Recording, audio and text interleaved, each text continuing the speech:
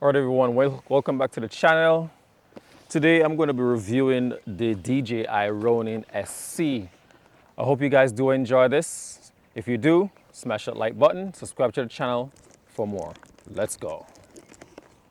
Okay, let me just slide it out of the case. Paper case. I'm going to be opening up. So it's a nice foam case, very solid right there.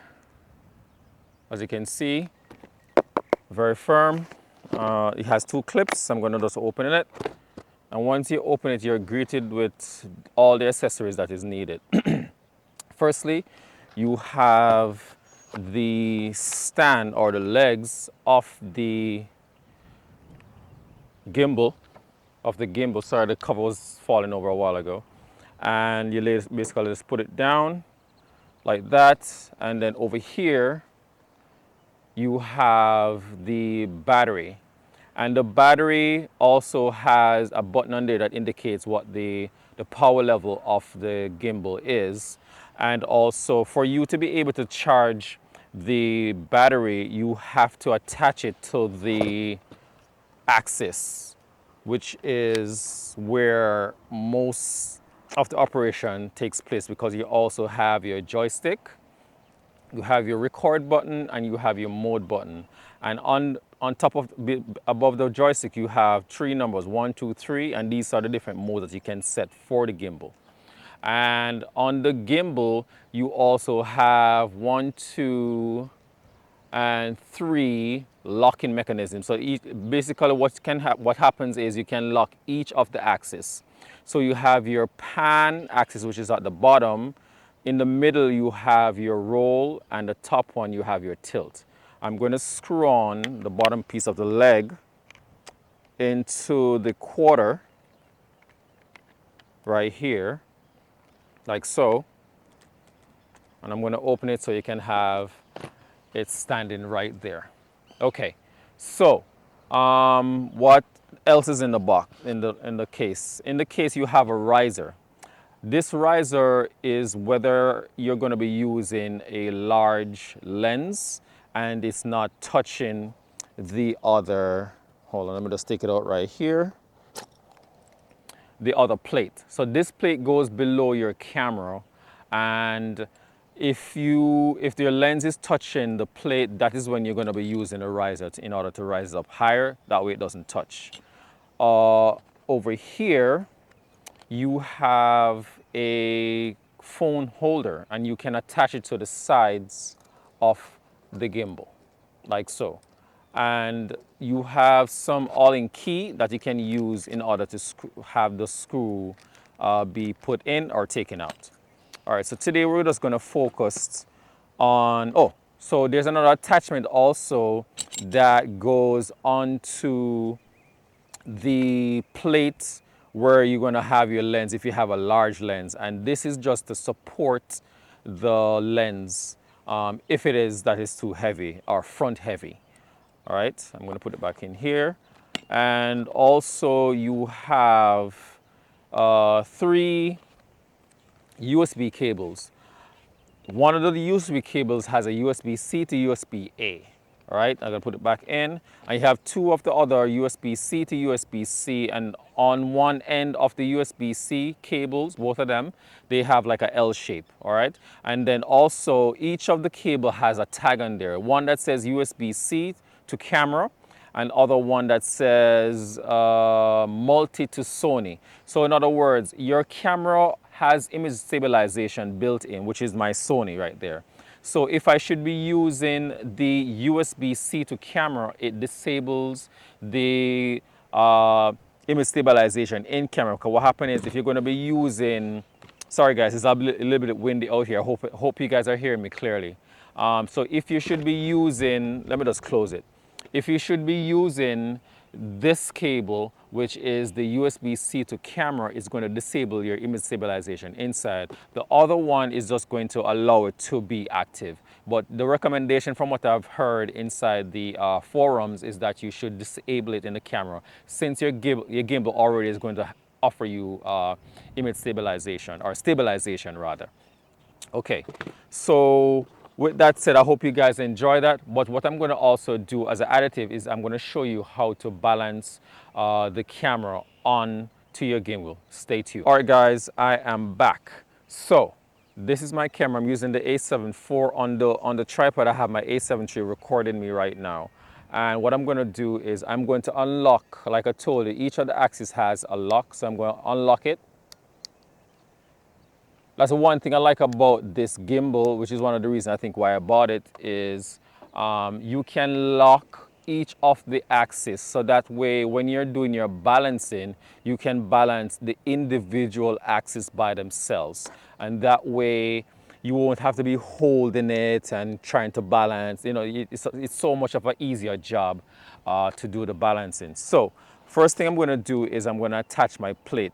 My lens on my camera is pretty small, so I don't think I'll be needing to use the riser plate. So I'll put it back inside the case. And the one thing you have to remember, guys, is when you're going to doing any kind of balancing on the gimbal, make sure anything that you're going to be using is, or not going to be using, is taken off. So because my A7 IV has a flip out screen, you have to have the screen out and then you balance it that way. You can't balance it with the screen in and then take it out afterwards. It's going to be, you know, off. It's not going to be balanced afterwards. So let me take out my camera, the plate. The plate also, you can put a screw inside. I already put it in already.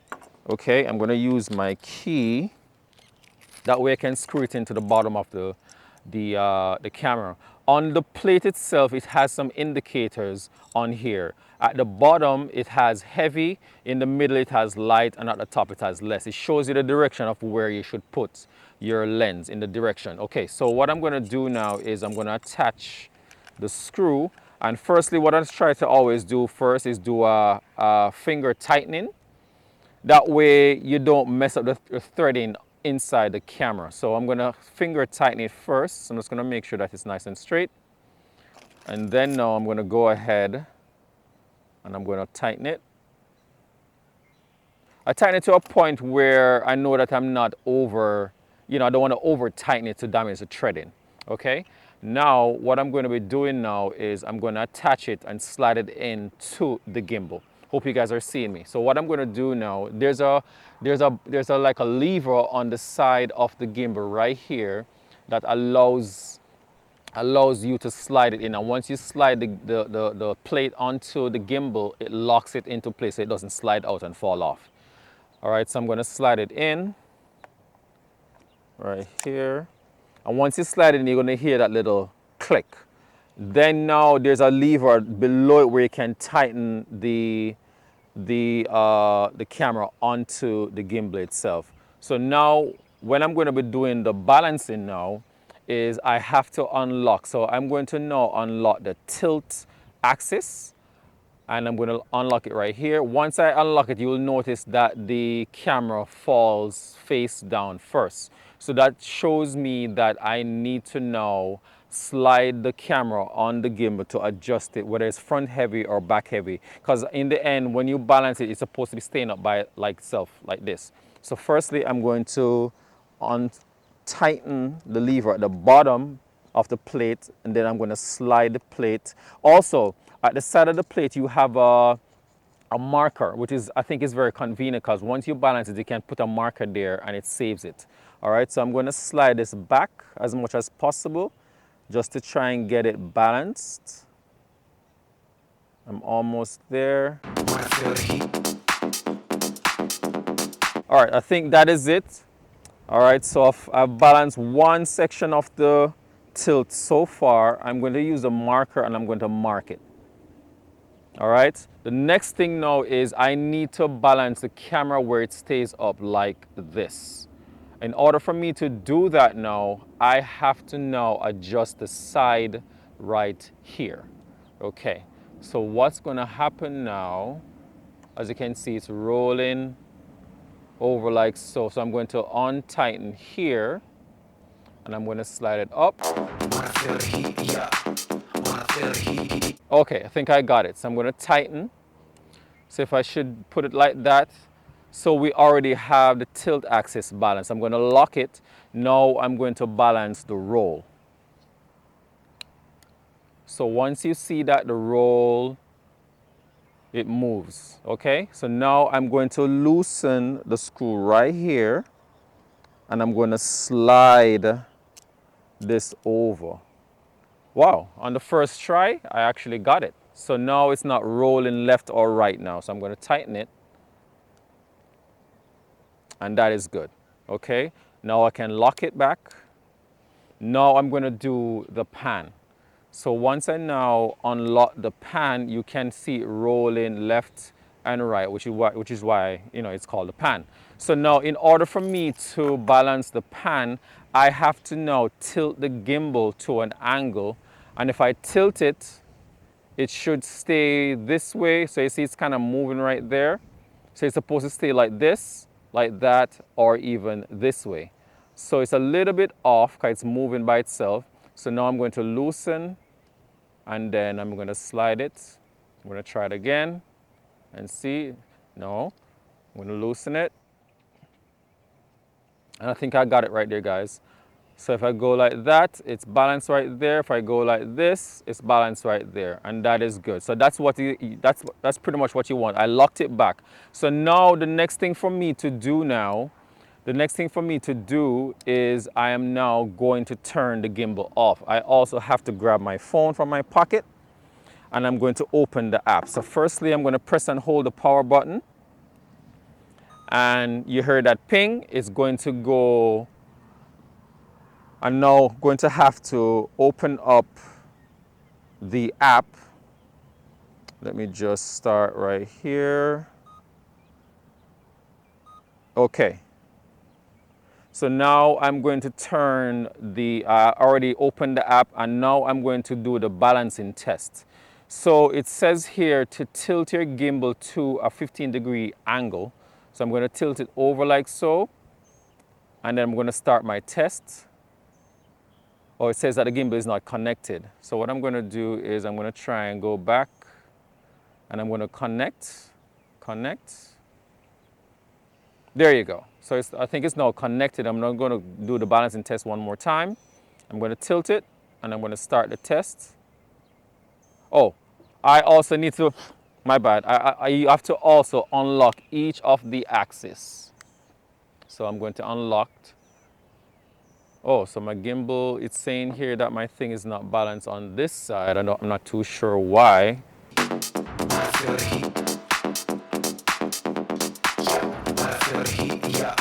Good. It's on. Now I'm going to begin, make sure that it's connected. I'm going to begin the test. I'm going to tilt it. Balance cannot be completed if the gimbal is not held in an incline. Okay, so I'm going to start over again. And here it goes. So the camera now is moving on its own. So it's going through the test, and if there's anything wrong, it will let me know that whatever axis is off, and I just need to fix that particular axis.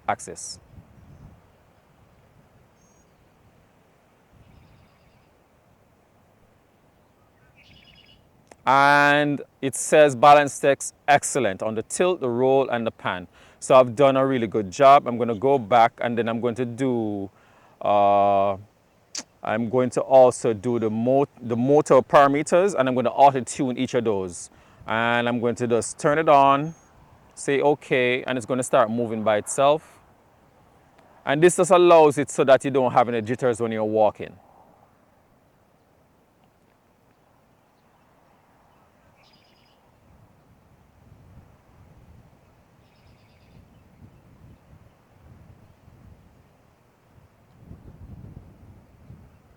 All right, auto-tune successful, and everything is done so far. So this is basically all you need, guys. Once you have taken the gimbal out of the case, this is literally what you need to do, and then you can just start using the gimbal. I will show some examples of what I've done in terms of movements and everything. I'll show you without the stabilization and with the stabilization. All right, guys, stay tuned. All right, guys, so this is what it's like when I'm walking without any kind of stabilization.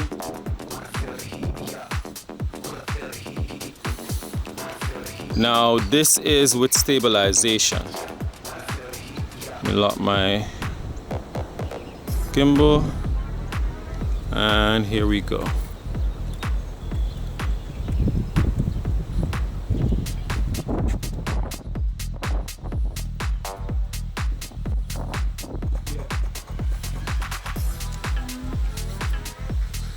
Also, if you guys had enjoyed this video, I want you guys to smash that like button.